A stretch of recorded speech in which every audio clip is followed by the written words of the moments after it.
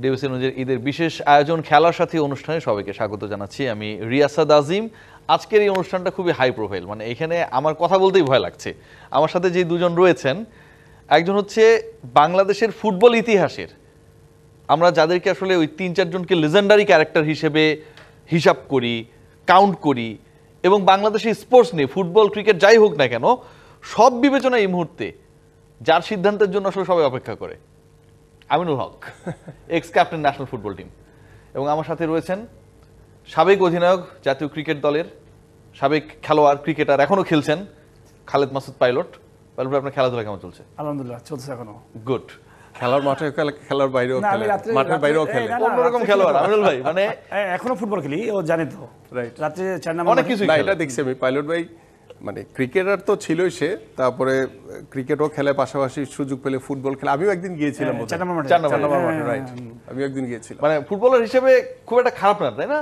না, যারা স্পোর্টসম্যান তারা ধরেন মানে খেলাধুলা যারা পারদর্শী তারা যে কোনো স্পোর্টসই ধরেন। আমি যেমন মোটামুটি ক্রিকেট খারাপ খেলি না।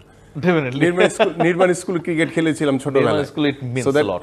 এরকম ধরেন আমরা নরমাল যে দেশীয় খেলাগুলো আছে যেগুলো আমরা সচরাচর খেলি, রাইট না? তো কম বেশ কিন্তু আমরা সবাই যারা খেলোয়াড় একটু খেলতে পারি আর কি। ওই প্রসঙ্গে আমিনুল ভাই আমি যদি একটু অ্যাড করি, মানে উনারা যারা ওই যে ক্রিকেটার যারা, উনারা একসময় প্র্যাকটিস করতেন, এখন যারা ন্যাশনাল লেভেলে প্র্যাকটিস করেন, আপনি তো টেলিভিশন নিশ্চয়ই দেখেন অথবা অনলাইনে দেখেন যে ওয়ার্ম আপটা শুরু হয় ফুটবল খেলা দিয়ে। তো আপনারা যারা ফুটবল, আপনারা তো একটু ক্রিকেট খেলে শুরু করতে পারতেন।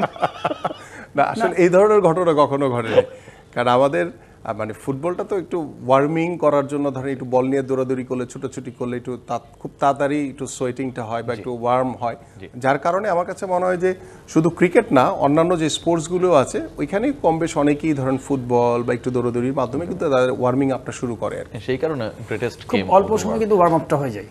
এবং আমার মনে হয় যে ফুটবল প্লেয়ার যারা, মানে ফুটবল তো যারা খেলেছে অন্যান্য স্পোর্টসের, ওনার সাথে আমি একমত যে অন্যান্য স্পোর্টসে যারা আছে সবাই কিন্তু ফুটবল দিয়ে কিছুটা হলেও ওয়ার্ম আপ করে। ভাই football to be very honest, ঠিক আছে, আমি ক্রিকেট বিট করি, উনি ক্রিকেট দলের ex captain, but football is football. মানে ফুটবলের হিসাবটা একদমই অন্যরকম। না, ডেফিনেটলি এটা তো অল ওভার দ্য ওয়ার্ল্ডে আপনার ফুটবল হচ্ছে বাংলা মানে ওয়ার্ল্ডের টপ একটি গেম। পাশাপাশি ধরেন আমাদের ক্রিকেট, তারপর অন্যান্য যে ইভেন্টগুলি আছে পৃথিবীর সব দেশেই যেই খেলাগুলোকে বেশি প্রাধান্য দেওয়া হয়, তো সবকিছুর ঊর্ধ্বে কিন্তু আসলে খেলা মানে হচ্ছে একটি উৎসাহ, একটি উদ্দীপনা, একটি আনন্দ, সম্প্রীতি তৈরি করা, দর্শকদের একটু ভালো লাগা, দেশের জন্য ভালো কিছু অর্জন করা, সবকিছু মিলিয়ে স্পোর্টসটাকে আমরা কিন্তু আসলে একটা টোটাল একটা স্পোর্টসকে যদি আমরা এক জায়গায় নিয়ে আসি, সেখানে কিন্তু একটা ঐক্য আমরা দেখতে পাই যে দলমত নির্বিশেষে যখন দেশের পক্ষ হয়ে খেলি তখন কিন্তু ওইখানে আর কোনো ভেদাভেদ থাকে না, কে কাকে পছন্দ করি, কে কাকে করি না, বাট সবাই তখন এক জায়গায় চলে আসি যে আমরা সবাই বাংলাদেশ। একদমই, মানে এটা অনেক বড় একটা স্পিরিট, এটা আসলে খাড়া হয়ে যাওয়ার মতো। আমার এখনো মাঝে মাঝে মনে পড়ে যখন আমরা ধরেন বাংলাদেশ টিমের হয়ে খেলছি, এটা আমাদের ক্রিকেটাররা যখন দাঁড়িয়েছে লাইন আপে দাঁড়িয়ে, যখন আমাদের ন্যাশনাল অ্যান্থামটা আমরা যখন আমাদের জাতীয় সঙ্গীতটা গাই, তখন কিন্তু শরীরের ভিতরে একটা আলাদা একটা এনার্জি তৈরি হয় আমাদের ভিতরে। এটা কিন্তু আসলে অন্যরকম একটি অনুভূতি। এটা দেশ দেখছে না, যারা কেউ বুঝে না, এটা কেউ বুঝবে না, আসলে এটা অন্যরকম একটা ফিলিং কাজ করে। আমাদেরই কেমন লাগে। তো আপনারা তো ওই মাঠে থাকেন, ওই পিচের মধ্যে, আপনি যদি রিয়েলি ফিল করেন, আপনি চোখ দিয়ে পানি পড়তে থাকবে। আছে না যে আমি যখন গাই যে আমার সোনার বাংলাদেশ, যখন এই যে গানটা যে গাই, এটা অন্যরকম একটা অনুভূতি। সত্যি কথা, রবীন্দ্রনাথ ঠাকুর এমন কিছু একটা তৈরি করে গেছে যেটা আসলে আমরা এমন ভাবে আমাদের পুরো লাইফকে, আমাদের পুরো স্পিরিটকে আসলে মানে চালিত করে, এটা অসাধারণ। একটু ওই প্রসঙ্গ থেকে যদি একটু অন্যভাবে আসি, যে খেলার সাথে আমাদের যে ট্যাগ লাইন, ভাইয়া ওই জায়গায় আপনারা আপনাদেরকে চিনলেন কেমনে? মানে এই বিখ্যাত ক্যাপ্টেনকে আপনি কেমনে চিনলেন? আর এটা কিভাবে ছিলাম, মানে কবে লাস্ট বলতে পারবো না, বাট ফুটবল ক্রিকেট আমরা একসাথে থাকতাম, তাই আবনি ক্লাবে, তাই না? প্রথম আমরা মানে ওনারা আটকে রাখছিল, ওইটা কি আপনি ওই সময় ছিলেন কিনা? অবরুদ্ধ করে রাখার অত খেয়াল নাই, উনি বলতে হবে, কিন্তু আমার কাছে মনে হয় যে আমরা, উনি যেমন ফুটবলে হিরো ওই সময়, আমরা ক্রিকেট খেলি। মানে আপনি কি এখন ওনাকে হিরো বলতে যাচ্ছেন? না, তখন আমি বলতে হিরো বলতে হচ্ছে যে আইকন প্লেয়ার না, তখন তো Aminul Martin goalkeeper, best goalkeeper, বাংলাদেশের গোলকিপার আবহাওয়া দেখেছি। আর আবহাওয়াতে তখন ছিল কি, আমরা যতই ভালো ক্রিকেটের যতই উদ্দীপনা থাকুক না কেন, আমরা ফুটবলের ভক্ত ছিলাম। তো এই বাসে করে চলে যেতাম, স্টেডিয়ামে খেলা দেখতে চলে যেতাম, তো মজা ছিল। আর আমার মনে আছে যে মুন্না ভাই মাঝখানে রুমে থাকতো, তো সব কিছু মিলে আমরা ফুটবল প্লেয়াররা যখনই ওই যে দুপুরবেলায় খাওয়া দাওয়া করে যে রেডি হচ্ছে না, ওই বাইরে প্রাচীরের পাশ দিয়ে হাজার হাজার দর্শক দাঁড়িয়ে আছে, কখন ওই একটা প্লেয়ারকে দেখবে। আচ্ছা, এইরকম ছিল। মানে এখন মিরপুর স্টেডিয়ামে যেটা হয় এক্স্যাক্টলি ওই জিনিসটা, ফুটবল দেখার জন্য পরিবেশ আলাদা ছিল। আচ্ছা, পাইলট ভাই রোলটা কেমন ছিল, মানে পাইলট ভাইয়ের সাথে না আমি আসলে চুপচাপ ঠান্ডা ছিলাম তাই না? বিশ্বাসযোগ্য না। ছটফটে স্থির না, এক জায়গায় বসে থাকতে পারে না বেশিক্ষণ। যাই হোক, ওইটা অন্য বিষয়, দুষ্টামি করছি। আমার কাছে যেটা মনে হয় যে আমরা যখন খেলেছি বা পাইলট ভাইরা যখন খেলেছে বা পাইলট ভাইদের সমসাময়িক যারা ছিল বা আমাদের সমসাময়িক যারা ছিল, আমাদের সময় কিন্তু দেখা গেছে যে ফুটবল বলেন বা ক্রিকেট বলেন, আমাদের ভিতরে কিন্তু আলাদা একটা বন্ডিং ছিল, সেটা ক্রিকেটার হোক বা ফুটবলার হোক। বাট আমার কাছে মনে হয় যে ইদানিং কালের অবস্থা আমি বলতে পারবো না, বাট মাঝখানে আমার কাছে মনে হয়েছে যে ফুটবলার বা ক্রিকেটারদের সাথে যে একটা যে কমিউনিকেশন, একটি যে মানে ভ্রাতৃত্ববোধ, যে সম্পর্কটা, একটি আন্তরিকতা, বন্ডিং, সেটা কিন্তু অনেক গ্যাপ আমার কাছে মনে হয়েছে। বাট আমরা দেখেন এখনো যখনই ধরেন পাইলট ভাই বা আমাদের সুমন ভাই বা আমাদের এক্স যারা ক্রিকেটার রয়েছে বা অন্য যে কোনো ইভেন্টেরই যারা আমাদের সময়কার ছিল, তাদের সাথে দেখলে কিন্তু আমাদের ভিতরে একটা অন্যরকম একটা অনুভূতি কাজ করে, ওই অতীতটা রিকল হয়। যেমন সে ধরেন আপনাদের যে বিভিন্ন স্পোর্টসে যারা জার্নালিস্টদের যে ইফতারগুলি হয় বা বিভিন্ন যে সংগঠনের যে এইগুলি কিন্তু সচরাচর আসলে এক্সট্রিম কোনো জরুরি ইয়া না থাকলে কখনো মিস করার চেষ্টা করি না, ডিউ টু দ্যাট রিজন যে ওইখানে গেলে সবার সাথে দেখা হবে, একটা মিলন মেলা হয়। এই যে একটা আন্তরিকতা, এটা আমার কাছে মনে হয় না যে এখনকার প্লেয়ারদের ভিতরে সেই বন্ডিংটা ডেফিনেটলি ওই গ্যাপটা আছে।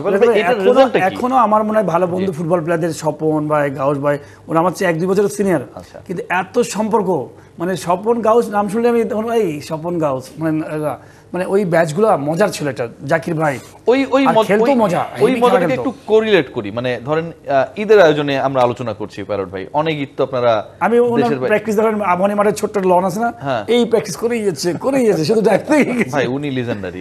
এটা মানে ওই রকম ডেডিকেশন নিয়ে বাংলাদেশে একজনই মানে আর হাইটটা ভালো ছিল, প্র্যাকটিস করে বা হচ্ছে কাজ করে, সেটা হচ্ছে আমাদের মানে মুশফিকুর রহিম, মানে ফুটবল উনি আমাদের, ক্রিকেটে মুশফিকুর রহিম। পাইলট ভাই, দেশের বাইরের ঈদ নিয়ে কি কোনো ধরনের দুঃখ বা ভালোবাসার বা ভালো লাগার অনুভূতি আছে কিনা? যেহেতু আমরা ঈদ আয়োজনে আলোচনাটা করছি, দেশের বাইরে দেশের ঈদ তো আমাদের ভালোই হয়। দেশে ঈদ করলে তো একটা আলাদা মজা, আপনি আত্মীয় স্বজন বন্ধু বান্ধব সবাইকে নিয়ে ঈদ করবেন।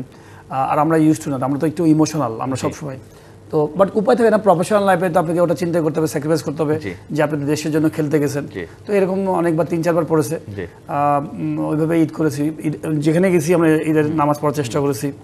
বাট মনটা খারাপ হয় দেশের জন্য, ওইভাবে তাকাই থাকতাম যে ফোন সাথে ফোন করে কথা বলতাম ঈদের দিনেই সকালবেলায়। তো সবকিছু মিলে আপনি টাইমিং এরও তো একটা হেরফের, না এটা বাট হ্যাঁ টাইমিং হেরফের থাকে, বাট মেনে নিতে হবে, আপনি তো ওই কাজে গেছেন, কাজটাকে আপনি মানতে হবে। তো এরকম এমনও হয়েছে, যেমন আমি ঢাকাতে আছি, বাংলাদেশের খেলা আছে, বাংলাদেশ টিমের ঈদের পরের দিন একদিনের জন্য ছুটি দিয়েছে, তাও আধা বেলার জন্য, শুধু ঈদের নামাজ পড়তে গেছি রাজশাহীতে, গাড়ি নিয়ে গেছি, বিকজ আব্বা আম্মার সাথে থাকবো, ঈদ করবো, এই নামাজ পড়েই যা শুধু সকালবেলায় খাওয়া খেয়ে আবার দৌড় মারছে গাড়ি নিয়ে। You had no way. আপনাকে আমি দেশের বাইরে ঈদ নিয়ে জিজ্ঞেস করবো না, আমি ভাব আপনি হয়তো বুঝতে পারছেন, আপনাকে ঘরের বাইরে জেলের ভিতরে জিজ্ঞেস করতে চাই। জেলের ভিতরে ঈদ হয়তো বা উদযাপন করিনি, বাট কিছু বিশেষ দিনগুলো থাকে আমাদের, যেমন লাইক 16ই ডিসেম্বর বা জাতীয় যে দিবসগুলি থাকে, এরকম বেশ কয়েকটা সময় আমরা পার করেছি। ম্যারেজ ডে ওইটা তো আসলে ছিলাম, রাইট, এরকম সময় ছিলাম। বাট তারপরও হয়তো বা মানে দেশের জন্য কাজ করার যে একটি ভালো লাগা, যে একটি অনুভূতি, যে না আমি দেশের মানুষের অধিকার প্রতিষ্ঠার জন্য জেল খাটছি, আমি দেশের মানুষের গণতন্ত্রকে প্রতিষ্ঠার জন্য কাজ করছি, আমি দেশের জনগণের ভোটের অধিকার প্রতিষ্ঠার জন্য কাজ করছি, আমি দেশের মানুষের যে দাবি বা অধিকার রয়েছে সেইগুলোর জন্য আমি কাজ করছি, সেইটার জায়গা থেকে যখন আমরা জেল খাটি তখন কিছুটা আত্মতৃপ্তি পাই যে না আমি তো সাধারণ মানুষের জন্য কাজ করছি, দেশের মানুষের জন্য কাজ করছি, মানুষের কল্যাণের জন্য কাজ করছি। তখন সেই কষ্টটাকে কিছুটা হলেও লাঘব করে আমাদের, কারণ আমরা চিন্তা করি আমি যেটি এখন মুখ বলছি আপনাদেরকে, সেটা একদম আমি অন্তর থেকে ফিল করেই বলছি যে আমি দীর্ঘদিন প্রায় দীর্ঘ 17 বছর বাংলাদেশ ফুটবল টিমে খেলেছি। খেলা ছেড়ে দেওয়ার পরে আমি যখন রাজনীতিতে এসেছি, ডে 1 থেকেই চেষ্টা করেছি যে বাংলাদেশ জাতীয়তাবাদী দল বিএনপির একজন ক্ষুদ্র কর্মী হিসেবে দলের জন্য, দেশের জন্য কাজ করার যেই লক্ষ্য স্থির করে প্রতিটি পথ চলেছি, এখন পর্যন্ত কাজ করে যাচ্ছি, এটা আসলে অন্যরকম একটি অনুভূতি। কারণ আপনি সাধারণ মানুষ বা মানুষের জন্য কিছু করতে পারাটা এটা কিন্তু সৌভাগ্যের বিষয়, সবাই কিন্তু পারে না। ওই জায়গা থেকে আমিনুল ভাই আমি একটু আপনাকে ইন্টারাপ্ট করতেই চাই। সেটা হচ্ছে দেখেন আপনার কাছে তো অপশন ছিল যে ধরেন আপনি জাতীয়তাবাদী দলে না যুক্ত হয়ে আপনি আরেকটা দলে গেলেন, আপনি আরেকটু ভালো থাকতে পারতেন, আপনি আরো অনেক কিছু করতে পারতেন, বাট ওয়াই আপনি অনেকে তো সেই সুযোগটাই নেয়, ছোট্ট একটু ইতিহাস, এই সুযোগটাই নেয় কিন্তু এক্স্যাক্টলি। আমি তাহলে ছোট্ট একটু ইতিহাস, আসলে এটা অনেকের কাছে এটা অজানা, অজানা। সেই অজানা কথাটা আমি আপনার আজকে এই ঈদের অনুষ্ঠানে আমি বলতে চাই। আপনাদের সকলেরই মনে আছে যে 91-এ যখন বিএনপি গভর্নমেন্ট ফর্ম করে, তখন আমার বয়স হচ্ছে 11 বছর। তো 11 বছর বয়সে আমার কাছে এখনো মনে আছে যে যখন বাংলাদেশ জাতীয়তাবাদী দল বিএনপি আমাদের দেশনেত্রী বেগম খালেদা জিয়ার নেতৃত্বে বিজয় অর্জন করলো, স্বৈরাচার এরশাদের বিরুদ্ধে আন্দোলন সংগ্রাম করে, সেই সময় যখন বিএনপি গভর্নমেন্ট ফর্ম করলো এবং বিএনপি বিজয়ী হওয়ার পরে, তখন তো আসলে ছোট 11 বছর বয়সে আর কতটুকু বুঝবো, বাট আমরা সেই শহীদ রাষ্ট্রপতি জিয়াউর রহমানের সেই গল্পগুলো শুনেছি ছোটবেলায়। সেই গল্প থেকেই কিন্তু বিএনপির প্রতি একটি আলাদা একটি ভালো লাগা, ভালোবাসা, বিএনপির যারা শহীদ রাষ্ট্রপতি জিয়াউর রহমানের যে আদর্শকে ধারণ করে বা তিনি দেশের জন্য স্বল্প সময় কী করে গেছেন, সব কিছু মিলিয়ে সেই অল্প বয়সে কিন্তু ছোট ছোট স্মৃতি আমার ভিতরে ছিল। যখন বিএনপি বিজয়ী হলো 91 সালে, তখন আমার মনে আছে একটা সেন্ডু গেঞ্জি পরে হাফ প্যান্ট পরে আমরা বিজয় মিছিল করলাম। বিজয় মিছিল করা মানে হচ্ছে ধরো যে সকল বড় ভাইদের সাথে যারা দলীয় লোক, তাদের পিছনে পিছনে থেকে সবাই রং মাখামাখি করছে, ওই যে একটা অনুভূতি, সেই অনুভূতিটা কিন্তু সেই ছোটবেলায় আমার ভিতরে গেঁথে গেছে। তো দীর্ঘদিন হয়তো বা বাংলাদেশ ফুটবল টিমে খেলেছি, বাট বিএনপির প্রতি একটি ভালোবাসা, শহীদ রাষ্ট্রপতি জিয়াউর রহমানের যে আদর্শকে ধারণ করে বা তিনি স্বল্প সময়ে বাংলাদেশকে একটি সমৃদ্ধশালী বাংলাদেশে পরিণত করার জন্য যে কাজ করেছেন, আমাদের দেশনেত্রী বেগম খালেদা জিয়া তিনি বাংলাদেশে সেই গণতন্ত্রকে আবার পুনরুদ্ধার করলেন এদেশের মানুষের কল্যাণের জন্য, সব কিছু মিলিয়ে এবং সর্বোপরি বিএনপির ভারপ্রাপ্ত চেয়ারম্যান জনাব তারেক রহমানের প্রতি যে একটি মানে ভালোবাসা, ভালো লাগা, মানে একটি শ্রদ্ধাবোধ, যে আন্তরিকতার ভিতর দিয়ে যে একটি অবস্থান তৈরি হয়েছে আমার ভিতরে। তো আমি আসলে প্লেয়িং লাইফে আপনারা দেখেছেন আমার সতীর্থ খেলোয়াড়রা অনেকেই কিন্তু আওয়ামী লীগের ফেসিবাদের সাথে জড়িয়ে গিয়েছিল এবং তারা এমপিও হয়েছে, অবৈধ ভোটারবিহীন সরকারের এমপি হয়েছে তারা। বাট তখন কিন্তু আমার কাছে এরকম অনেক অফার এসেছিল, কিন্তু আমি কেন জানি মানে ছোটবেলা থেকে বিএনপির আদর্শ না, আমি বিএনপির আদর্শের প্রতি আদর্শকে ধারণ করি, কিন্তু আসলে আমি আমার যেই ভালো লাগাটা সেটাকে আমি একদম পুঞ্জীভূত করে রেখেছি নিজের ভিতরে। যে যখন আমি খেলা ছেড়ে দিয়েছি, সেই খেলা ছেড়ে দেওয়ার পরে তার ঠিক পরের বছরই 2014 সালের 5ই মার্চ আমাদের বিএনপির ভারপ্রাপ্ত চেয়ারম্যান জনাব তারেক রহমানের নির্দেশনায় তার সাথে কনসার্ন করে আমি বিএনপিতে যোগদান করলাম দেশনেত্রী বেগম খালেদা জিয়ার কাছে, এবং আমার সাথে আরও অনেক সতীর্থ খেলোয়াড়। তখন কিন্তু একটি দুঃসময়, আপনার মনে আছে 2014-15 সালটা কিন্তু বাংলাদেশের রাজনীতির জন্য একটি দুঃসময় ছিল। তো তখন কিন্তু অনেকেই আমাকে বিভিন্নভাবে করেছে, হ্যাঁ তুমি কেন এখন যাবে, এই না, বিভিন্নভাবে নেগেটিভ করেছে। বাট আমার ভিতরে একটা ভালো লাগা বা একটা বিশ্বাস ছিল যে না, আমি সুসময় না, আমি দলের যেহেতু দলকে ভালোবাসি, সেই দলের প্রতি আমি সেই দুঃসময় দলের সাথে থাকতে চাই, এবং সেই থেকে কিন্তু ডে ওয়ান থেকে রোলটায় চলে গেছে। এক্স্যাক্টলি, আমি এখানে একটা কথা বলতে চাই যে আমি ফুটবলে যেভাবে খেলাটাকে এনজয় করেছি, রাজনীতিতে কিন্তু অনেক কিছু রয়েছে, জেল জুলুম নির্যাতন নিপীড়ন অনেক কিছু, বাট সেই নির্যাতন নিপীড়নগুলোও কিন্তু আমি এনজয় করেছি এই কারণে, কারণ আমি দেশের মানুষের জন্য কাজ করি, দেশের কল্যাণের জন্য কাজ করছি। এটা আমাকে অনেক বেশি উজ্জীবিত করেছে। এমিলিয়ানো মার্টিনেজ, আপনি কোন দল করেন পাইলট ভাই? আপনার পলিটিক্যাল ইস্যু নিয়ে অনেক আলোচনা আমরা দেখি, এবং আমি এগুলা খোঁজার চেষ্টা করি কিন্তু কোনো কিছু পাই না। আসলে আপনি কি বলবেন আজকের আলোচনায়? না, পলিটিক্সে আমি আমাকে বেশ অনেকবারই কিন্তু বলেছিল যে পাইলট আসো, ওয়েলকাম, মনে আছে? হ্যাঁ, আমাকে বেশ অনেকবার বলছিল, আমার যে ভাই আমাকে কি তুমি ঘর বাড়ি ছাড়া করবা? মানে আমি বলেছি এরকম, বাবা তুমি বাবা না, আমি মনে করি কি যে আমার ফ্যামিলিতে কেউ মানে পলিটিশিয়ান নাই, আমি হচ্ছে স্পোর্টস ফ্যামিলি, এবং চিন্তা করি যে না, আমার দায়িত্ব হচ্ছে খেলা। পলিটিক্সের মানুষরা আলাদা হয়, যেমন ওর একটা প্রফেশন আলাদাভাবে নিজে বেছে নিয়েছে না, আমি খেলা ছাড়ার পরে আমি পলিটিক্স এনজয় করছি, পলিটিক্সে যাব। এখানে কিন্তু অনেক কিছু আছে, সার্ভাইভ করতে হবে, অনেক টাফ লাইফ, মানে যেটা করে আসছে আমার কাছে মনে হয়। আমি তো দেখছি, যেমন টিভিতে বলেন বিভিন্ন সময় দেখছি এই জেল জুলুম বিভিন্ন কিছু, এটা সাধারণ সহজ মানুষ অনেকে পারবে না। তো আমি সবসময় মনে করি যে না, আমি খেলাধুলা করবো, খেলাধুলার জায়গা আছি, এবং আমার মনে হয় যে আমি যে জিনিসটা ফিল করি যে সবাই তো পলিটিক্স করবে না, কেউ কেউ আছে যে তার স্কিলেই থাকবে। তো এবং ওই স্কিলে থাকতে পছন্দ করি। আমি হচ্ছে যে আমি আমার কাজ করে যাব, আমার মেধা দিয়ে আমি আসতে চাই, যেন আমার মেধাটাকে ঠিক জায়গা মতো কাজে লাগাতে চাই। কিন্তু আমি রেসপেক্ট করি তাদের, বিকজ তারা তো অবশ্যই তারা তো দেশ গড়ার কাছে ব্যস্ত থাকবে, কিন্তু সবাই তার পলিটিক্স করবে না, ডেফিনেটলি না। কেউ আপনি দেখবেন যে খেলা কেউ মাঠে খেলে, কেউ বাইরে থেকে গ্যালারি থেকে বসে থেকে দেখে। তা আমি গ্যালারিতে বসে থেকে দেখা। কার খেলাটা বেশি ভালো লাগছে যে প্রশ্নে ছিলাম? কার খেলাটা? হ্যাঁ, সাকিব আল হাসান না চাপে না, একদম অনেস্টলি বলি, ওর খেলাটা খুব ভালো, পিওর খেলা, পলিটিক্সের পিওর খেলা। বিকজ সে কিন্তু খেলাধুলা ছাড়ার পরপরই কিন্তু পলিটিক্সে ঢুকেছে এবং পলিটিক্সটাকে সে একদম গেঁথে নিয়েছে। সে জেল জুলুম সব কিছু করেছে, এখন মানে বিয়েতে আসছে বলে তাই জন্য বলছি না, বাট আমি ফিল করতাম যে এই ছেলেটার মধ্যে এত পাওয়ার, আল্লাহ মানে কি অবস্থা, তো ইচ্ছে হলে ধরেন রাজকীয় ভাবে থাকতে পারতো, কোনো কিছু করার দরকার ছিল, কোনো কিছু করার দরকার, সে তো আরামে থাকতে পারতো। তো এইটা হচ্ছে টাফ টাইম।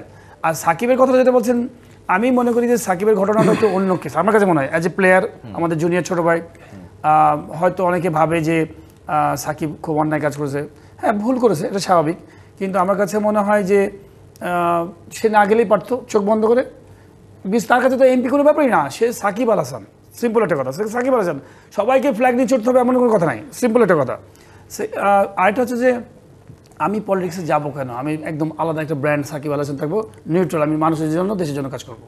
ভাই আমার অবজেকশনের জায়গাটা কোথায়? খেলা ছাড়া পরে যেতে পারতো। আমার অবজেকশনের জায়গা কোথায়? ঈদের আয়োজন যদিও সাকিব আল হাসান সবসময় রিলেভেন্ট, ঈদের দিনও রিলেভেন্ট, রমজান মাসও রিলেভেন্ট। কেন রিলেভেন্ট সেই জিনিসটা নিশ্চয়ই আপনারা জানেন। আমি বলবো খেলা ছাড়া পরে যেত, ঠিক আছে না? হ্যাঁ, সেই আলোচনা আমরা আসবো, একটা বিরতি নিয়ে আমরা, তাই না? খেলা জমে উঠেছে খেলার সাথে অনুষ্ঠানে। আমার সাথে রয়েছেন আমিনুল হক এবং খালেদ মাসুদ পাইলট। বিরতি নিচ্ছি। ডিবিসি নিউজের ঈদের বিশেষ আয়োজন খেলার সাথে অনুষ্ঠানে আপনার সাথে আছে আমি রিয়াসাদ আজিম। আমার সাথে রয়েছেন দুই গ্রেট, নাম বলবো না, আপনাদেরকে দেখা যাচ্ছে এখন স্ক্রিনে। আমিনুল ভাই, রিয়াসাদ তো গ্রেট ভাই এখন অনলাইনে। না উনি আমার ইন্টারভিউ দেয় না, বুঝেন আমার অবস্থা বুঝতেছেন। আমিনুল ভাই আমি ইন্টারভিউ পাই না। আই থিঙ্ক জেল টেলে গেলে আমিনুল ভাই পরবর্তীতে আমার মধ্যে একটু দয়াশীল হবে। না এতটাই ব্যস্ত, কারণ আপনি তো বুঝতেছেন দেশের যে পরিস্থিতি, প্লেয়ার হন তাহলে দয়াশীল হবে। না উনি আমাকে পছন্দ করে অনেক আগে থেকে আমাদের। মানে আমার হচ্ছে কি, ধরেন ছোটবেলায় যখন যারা খেলেছি, যেমন ধরেন আপনি বা আমাদের হীরাবাই থেকে শুরু করে যারা স্পোর্টস এরিয়া, তাদের সাথে কিন্তু এখনো আমার যোগাযোগ, ফ্যামিলিয়ার সম্পর্ক, অন্যরকম একটা কিন্তু মানে ভালো লাগা। এখানে কোনো ইফস এন্ড বাটস নাই, না এখানে কোনো কিছু নাই। যে প্রসঙ্গে যাচ্ছিলাম, ঠিক আছে, আপনার কাছে আবার আসবো। আমিনুল ভাই, আপনি খেলা ছাড়ার পরে পলিটিক্স শুরু করলেন। আমরা একটা জিনিস দেখলাম যে আমি আসলে এটা আমি জানি না আসলে এই ফিলসফিটা কি কাজ করে। আমাদের ক্রিকেটারদেরই একটা বড় অংশ বা সিগনিফিকেন্ট অংশ, বড় অংশ বলে ভুল হবে, খেলতে খেলতেই এমপি হয়ে গেলেন। রাজনৈতিক মতাদর্শ থাকতে পারে, এটা যার যার তার, এটা নিয়ে আমার কোনো কথা নাই, আপনিও নিশ্চয়ই এটা নিয়ে ঘাটাবেন না। কিন্তু রানিং ক্রিকেটার, রানিং ফুটবলার, হ্যাঁ, খেলা না ছাড়ার আগেই হচ্ছে আপনার পার্লামেন্টে চলে যাচ্ছে, মানে এইটা কি আসলে সাপোর্টেবল?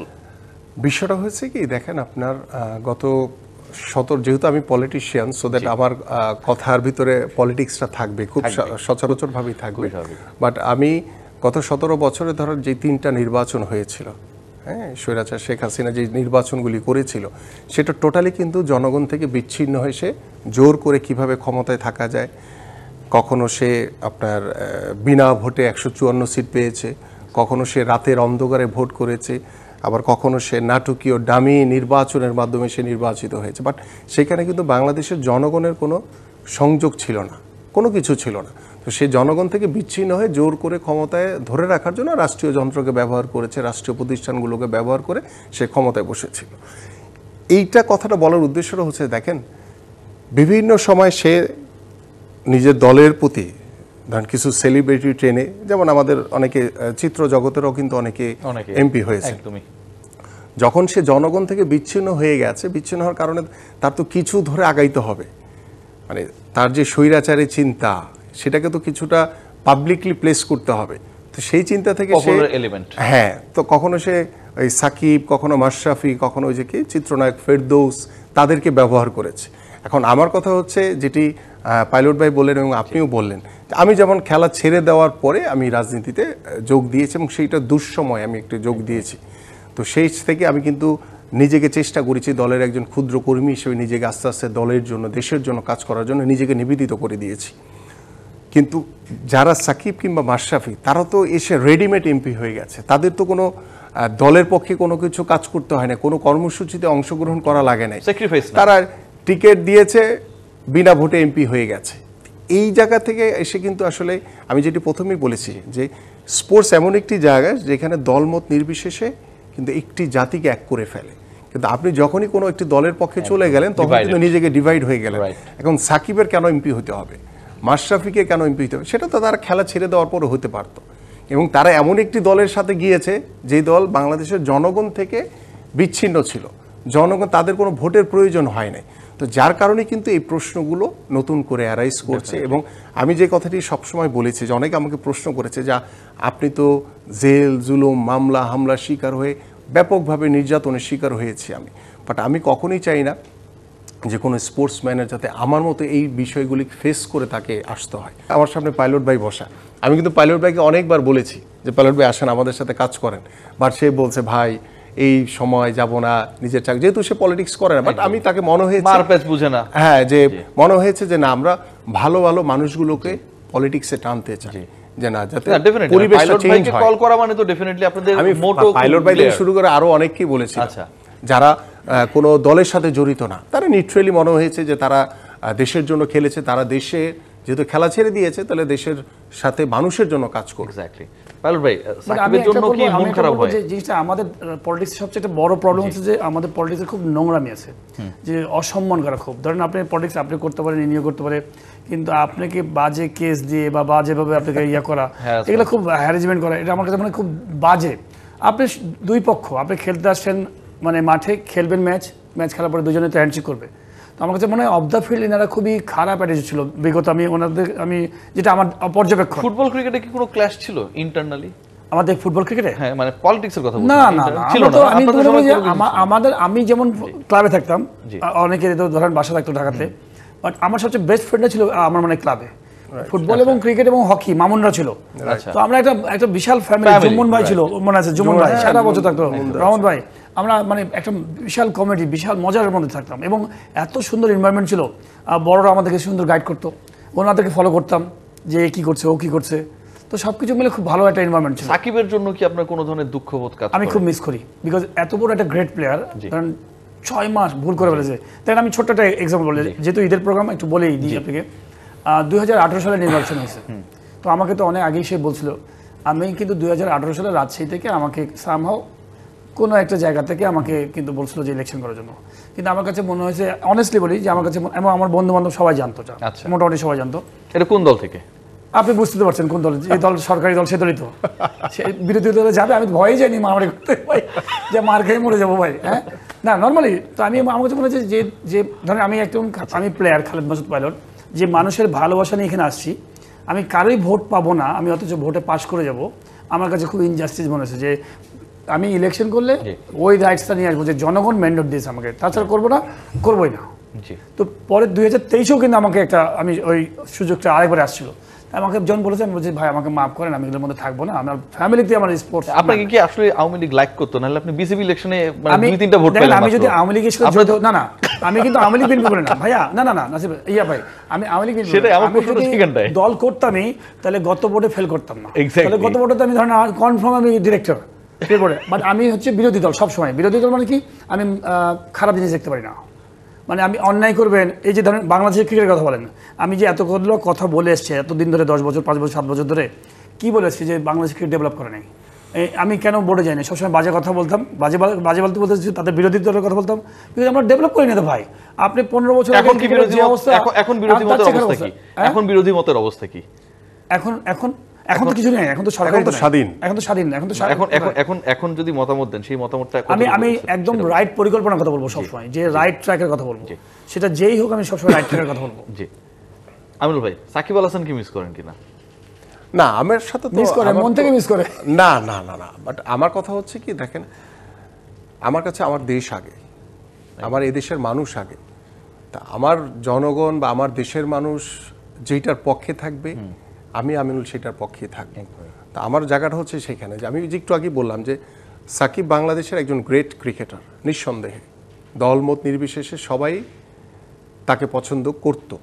কিন্তু সে যখন বিনা ভোটের একটি এমপি হয়ে নিজেকে কালার লাগিয়ে ফেললো যে স্বৈরাচারের পক্ষে, তো সেইখানে কিন্তু আসলে আমার কাছে মনে হয় যে যারা সাকিবের ভক্ত তারাও কিন্তু অনেক বেশি কষ্ট পেয়েছে, যে সাকিবকে কেন এমপি হইতে হবে, কেন সাকিবকে বিনা ভোটের এমপি হইতে হবে, কেন তাকে ওই ষড়যন্ত্রকারীদের এমপি হইতে হবে। আপনার কাছে কি মনে হয় বলেন তো? আপনি যদি খেলা ছেড়ে দেওয়ার পরে যদি কোনো দলকে পছন্দ করে যদি সেইখানে আপনি রাজনীতিবিদদের যে শ্রম, যে মিছিল মিটিং থেকে শুরু করে তার যে ত্যাগ, যে সাধারণ মানুষের জন্য যে আপনি ভালো কিছু করতে চান, সেটা তো আপনাকে দেখাইতে হবে, তাই না?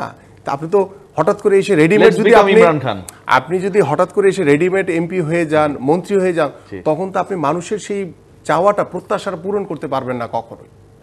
কেন এমপি হতে হবে আসছি, পাইলট ভাই উত্তর দেওয়ার জন্য অস্থির হয়ে আছে, আর আমি ব্রেক নেওয়ার জন্য অস্থির হয়ে আছি। বিরতি নিচ্ছি। ঈদের বিশেষ আয়োজন খেলার সাথে অনুষ্ঠানে আপনাদের সাথে আছি রিয়াসাদ আজিম, আমার সাথে রয়েছেন আমিনুল হক, খালেদ মাসুদ পাইলট।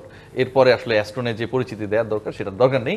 কেন সাকিবকে এমপি হতে হবে, কেন সাকিব আল হাসান এমপি হলে, কথার কথা আমি বলছি যে ক্রিকেটার হিসেবে যদি আমি মনে করি ইমরান খান স্টাইলে গেল না কেন? তাই আমি ছোট্ট একটা সাকিবের ব্যাপারে বলি। ধরেন আমার মনে হয় যে আগের যিনি যারা সরকার ছিলেন তাদের বেসিক্যালি আমার মনে হয় জনগণের ভোট ছিল না। আমি সাধারণ নাগরিক হিসেবে মনে করি, ফিল করি যে জনগণকে তারা কখনোই এক করতে পারে না, তাদেরকে ওইভাবে নিতে পারে না। সাকিব তো জনগণকে এক করতে পারছিল। আমি আপনাকে ওইভাবে বলছি।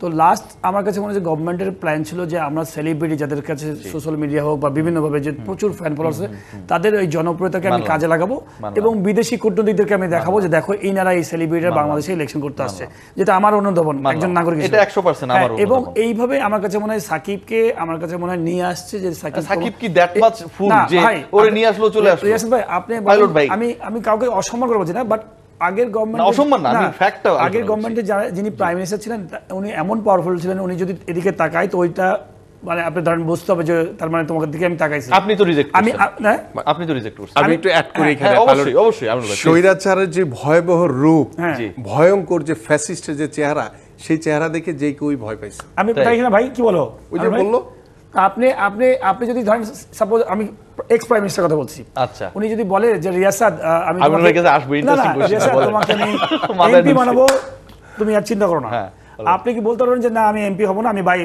খেলাধুলা করবো? আপনি বলতে পারতেন? সাহস ছিল? আচ্ছা, এই জিনিসটা আমি বলতে পারতাম।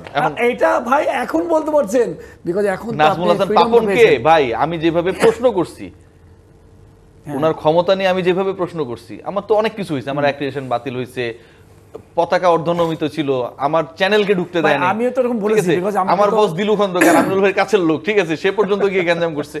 না রেস ভাই, পাপন ভাইকে বলা আর ওনাকে বলার মধ্যে অনেক পার্থক্য ছিল। পাপন ভাইকে আমি এবার আসল পয়েন্টে আসি। ধরেন ফ্যাসিস্টের রূপে ভরকায় গিয়ে ভয় পেয়ে সাকিব আল হাসান এমপি হয়ে গেছে। আপনারা যদি ক্ষমতায় আসেন, সে তো এটা ভিকটিম হয়েছে কাইন্ড অফ। আপনারা কি একটা চান্স দিবেন কিনা আমিনুল হক? না, স্বৈরাচারের কোনো সুযোগ নেই। আচ্ছা, কারণ গত 17 বছর মানে আওয়ামী লীগ যে একটা নাম, সেটা একটা অভিশাপে পরিণত হয়েছে।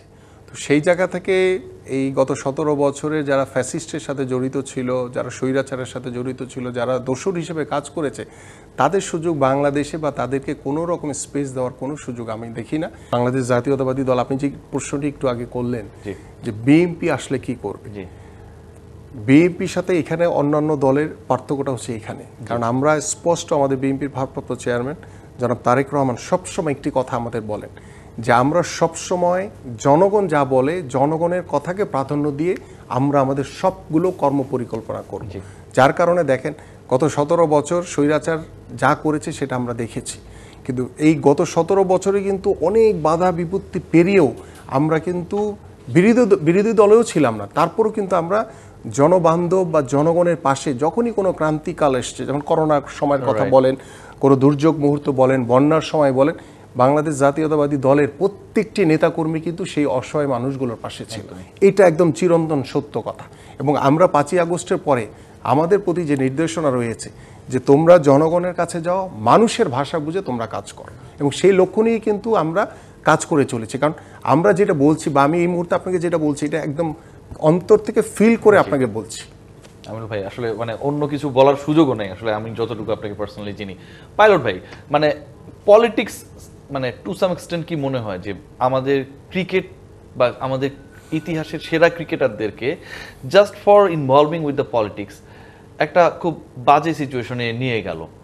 মনে হয় এটা বাংলাদেশের ক্রিকেট হিস্ট্রির একটা বড় আফসোস হয়ে কোনো একটা সময় থাকবে, আপনার মনে হয়? এই পলিটিক্সটাকে মানে নিয়ে গেছে ইনভলভিং উইথ দ্য পলিটিক্স একটা বাজে একটা আমার মনে হয় এক্সাম্পল তৈরি হয়ে গেল আমার কাছে মনে হয়। বাট আমি মনে করি যে দেখেন এই সব জায়গাগুলো সেক্টরগুলোতে আমি মনে হয় আমিনুল এক হবে যে এই স্পোর্টসে কোনো পলিটিক্স রাখা উচিত না। এখানে স্পোর্টস ম্যানরা স্পোর্টস খেলাধুলা করবে এবং শুধুমাত্র একটা পলিটিক্যাল গভর্নমেন্টের একটা লোক থাকতে পারে রিপ্রেজেন্টেটিভ, যে কিনা গভর্নমেন্টের সাথে কানেকশনটা থাকবে। বিকজ আপনি যে সব কিছুর একটা কানেকশনের ব্যাপার আছে, আপনি যদি সুন্দরভাবে যদি সরকারের সাথে যদি অনেক কিছু মানে কোঅর্ডিনেশন না করেন, তাহলে তো আপনি অনেক কিছু তোকে পাবেন না অনেক কিছু। সরকার থেকে একজন পক্ষ থাকলো, বাট স্কিল লোক যারা ওই দলেরই হতে পারে। ধরেন সাপোজ এখন যারা আসবেন ক্ষমতায়, তাদের এই স্পোর্টস ওরিয়েন্টেড মানুষ যারা বুঝেন ক্রিকেট বা ফুটবল বোঝেন, তারা আসলো, বাট ইনভারমেন্ট দেখতে হবে ব্যাকগ্রাউন্ড কেমন। তো এই জায়গাগুলো আমরা ভালো করতে পারছিলাম। আমরা সবসময় দেখি যে ওই খারাপ মানুষগুলা ভালো মানুষদেরকে টপকায় চলে আসে এবং এক ধরনের শেষ করে দেয়। আপনি যদি দেখেন যে বাংলাদেশের কোথাও কিন্তু খেলা হয় না, এত আমরা ডায়লগ দিই, এত টিভিতে কথা বলি, বাংলাদেশের 64 জেলায় কোথাও খেলা হয় না, তার মধ্যে 55-60টা জেলাতে লিগই হয় না। এটা কি করে সম্ভব? আপনি জানেন কত জেনারেশনকে নষ্ট করছেন আপনি, যারা কুক্ষিগত করে রেখেছেন। ওই 5-6টা মানুষ হয়তো জেলার যে মানুষগুলো আছে, ওই 5-6টা মানুষ 5000 মানুষকে নষ্ট করে দিচ্ছে, বিকজ 10 বছর 20 বছর 25 বছর ধরে ওই জায়গাটা দখল করে আছে। তো আমার কাছে মনে হয় যে পলিটিক্স থেকে ওখান থেকে আলাদা করতে হবে, যে স্পোর্টস ম্যানদেরকে আলাদা। মানে কিছু লোক খেলা বুঝে না, কিন্তু হচ্ছে পোস্ট নিয়ে বসে আছে। বাংলাদেশের পিকচার আমির ভাই, ফুটবলে ক্রিকেট আপনি দেখবেন আপনি জেলাগুলোতে, আপনি যদি একটু রিমাইন্ড করেন, আমরা যদি 111 এর আগ পর্যন্ত একটু চিন্তা করি বাংলাদেশের স্পোর্টসে, তখন কিন্তু কোথাও আওয়ামী লীগ বা বিএনপি ছিল না, অর্গানাইজার ছিল। তখন কিন্তু ঠিক আছে, কেউ বিএনপি করে, কেউ আওয়ামী লীগ করে, তারা কিন্তু একসাথেই ফুটবল ফেডারেশন চালিয়েছে, তারা কিন্তু একসাথে ক্রিকেট বোর্ড চালিয়েছে। বাট 111 এর পরে এসে দেখেন, মানে ওই যে স্বৈরাচারের কথাটা অটোমেটিক্যালি চলে আসে, যে স্বৈরাচার শেখ হাসিনা যেভাবে প্রত্যেকটি রাষ্ট্রীয় প্রতিষ্ঠানে দলীয়করণ করেছে, রাজনীতিকরণ করার মাধ্যমে এই রাষ্ট্রীয় প্রতিষ্ঠানগুলোকে কিন্তু সে ধ্বংস করে দিয়ে গেছে।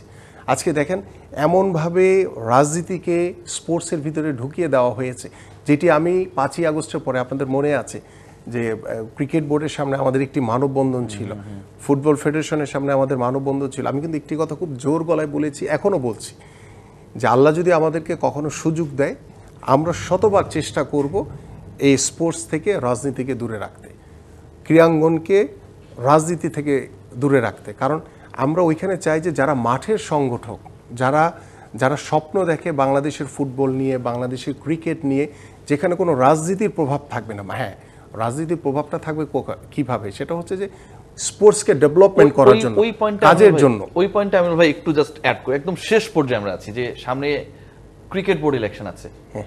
এই ক্রিকেট বোর্ড ইলেকশনে আপনি কি এই অ্যাসুরেন্সটা দেওয়ার চেষ্টা করবেন কিনা যে এখানটায় যেন আসলে রিয়েল অর্গানাইজাররাই হচ্ছে পরের বোর্ডে আসে, এখানটায় যেন কোনো অটোক্রেসি না থাকে? আমি শতভাগ আপনার সাথে একমত, এবং এটার জন্য আমি ইতিমধ্যে আমাদের মাননীয় ভারপ্রাপ্ত চেয়ারম্যান মহোদয়ের সাথে কথা বলেছি, যে আল্লাহ পাক যদি আমাদেরকে সুযোগ দেয়, আমরা চিন্তা করব এবং আমরা বাস্তবে, আমি হয়তো বা রাতারাতি পারবো না, কারণ এত বড় একটা প্ল্যাটফর্ম। নেক্সট ইলেকশনে কি বিএনপির রোল থাকবে কিনা? না, সেটা হচ্ছে অক্টোবরের ইলেকশনে বিএনপির রোল, অক্টোবরে যে ইলেকশন হবে সেই ইলেকশনটা আমরা তো যেহেতু অন্তর্বর্তীকালীন সরকার, তারা দায়িত্বে রয়েছে, আমরা চাইবো, আমরা আশা করি, বা আমি ব্যক্তিগতভাবে চাই, আমার মাননীয় ভারপ্রাপ্ত চেয়ারম্যান মহোদয় চায়, যারা রিয়েল অর্গানাইজার, যাদেরকে দিয়ে ক্রিকেটার ডেভেলপমেন্ট হবে, যারা ক্রিকেটের জন্য পাগল, তাদেরকে যাতে বোর্ডের ডিরেক্টর হয়। হ্যাঁ, আওয়ামী লীগের দোসরদের তো রাখার কোনো সুযোগই নেই, কারণ আমরা ভবিষ্যতে কোনো স্পোর্টসকে আর কোনোভাবে যাতে দলীয়করণ করা না হয়, রাজনীতিকরণ করা না হয়, সেই জায়গায় আমরা শতভাগ সেই ক্ষেত্রে পাইলট বের একটা চান্স আছে। তো কিসে মানে বোর্ডে? না, আমি সবসময় বিরোধী দল ভাই, আমি সবসময় বিরোধী থাকতে ভালো লাগে না। বিষয়টা এরকম না পাইলট ভাই, আমার কথা হচ্ছে যে মানে এটা তো যেহেতু কাউন্সিলরদের একটা ভোটের বিষয় রয়েছে, এবং সেই কাউন্সিলর গুলোও কিন্তু আপনার একটু মাঝখানে মাথায় রাখতে হবে, কারণ এই অন্তর্বর্তীকালীন সরকারের যে দীর্ঘ সময় পার হয়ে আসে, প্রায় 7 মাস আমরা পার হতে চলেছি। আগামী অক্টোবরে যদি নির্বাচনকে টার্গেট করেন, এবং বা আমরা যদি ধরে নিই যে আগামী মানে এই যে ডিসেম্বর, সামনে ডিসেম্বরে যদি জাতীয় সংসদ নির্বাচন হয়, সেই ক্ষেত্রে অক্টোবরে যদি ক্রিকেট বোর্ডের নির্বাচন হয়, তো সেই যে কাউন্সিলর যারা রয়েছে বিভিন্ন ক্লাবের বা বিভাগীয় জায়গায় বা জেলা পর্যায়ে যারা রয়েছে, তারা কারা? তারা যদি ওই আওয়ামী লীগের দোসর হয়ে থাকে, এখন কারা এখানে ইলেকশন করবে, সেটার উপর কিন্তু অনেক কিছু নির্ভর করে। ছোট একটু অ্যাড করব, পাইলট ভাই তো কাউন্সিলর হতে পারছে না বা পারে নাই মনে হয়। না, আমি ছোট একটু অ্যাড করি, সেটাই। আমি তো আমরা সবাই কিন্তু জানি যে ও খুবই অনেস্ট, বাট এত রাতারাতি কিন্তু ম্যাসিভ চেঞ্জ হবে না, বিকজ ওর পক্ষ সব না, বিকজ একটা পুরো ঘুনে ধরা কাঠ, আপনি রাতারাতি ঘুম বাই করতে পারবেন, তো স্লোলি আমার মনে হয় যে যেতে হবে। তো ও আমরা জানি যে ও আইকনিক লোক, হ্যাঁ, কিন্তু কথা হচ্ছে এত রাতারাতি ধাম করে চেঞ্জ করতে পারবে, বিকজ ভাইরাস জমে আছে তো আপনার সাথে, পুরো ভাইরাস থেকে তাকে আটকাতে হবে, তারপরে এখন রাস্তা বাইর করবেন। একদমই না, আমি শতভাগ একমত, এটা রাতারাতি কখনোই সম্ভব না, বাট আমাদের লক্ষ্যটা থাকতে হবে এবং আপনারা আপনাদের এই লক্ষ্যটা নিশ্চয়ই এক্সপ্রেস করবেন ওপেনলি। শতভাগ আমরা নিশ্চিত করতে চাই। Thank you so much Aminul Haque, Khaled Masud Pilot. আসলে ওনারা কেউ জেমস বন্ড না যে হুট করে গিয়ে একটা অ্যাটাক করে হচ্ছে পুরো সিস্টেমটাই চেঞ্জ করে ফেললো, বাট ডেফিনেটলি জেমস বন্ডের যে নায়কের ইন্টেনশন, সেই ইন্টেনশন নিয়ে আসলে এই দুজন মানুষ কাজ করতে চান স্পোর্টসে। সবাই ভালো থাকবেন, টেক গ্রেট কেয়ার।